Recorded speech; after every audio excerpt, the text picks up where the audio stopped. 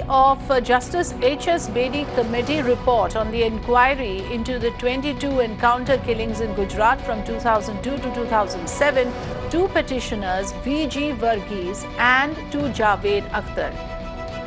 Meenakshi Bhanja joining us on the phone line. Meenakshi is joining us live right now. Meenakshi, this is a very, very important piece of document that we are talking about here.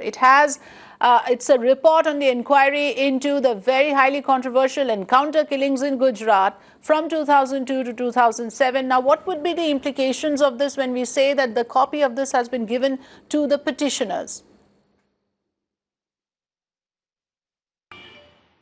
Well, indeed, Afrida, many things that are playing out, a lot of it has to be seen from the prism of 2019 approaching Lok Sabha polls. And that is why today these developments have come as a setback for Gujarat government. Now, the Gujarat government wanted for the Supreme Court to treat this report as confidential. The matter will be taken up for other deliberations in the third week of January. But the big news which is coming out from the Supreme Court has been as to how the Supreme Court has gone ahead as we speak, Afrida, and dismissed Gujarat government's objections to the validity of the final report by Justice H.S. Bedi, who was the chairman of the Supreme Court appointed monitoring committee, which went on to oversee about 24 investigations pertaining to alleged encounter killings in Gujarat from a period of 2002 to 2007. Now, this report indicts a lot of people. It has a lot of commentary on the merits of the investigations,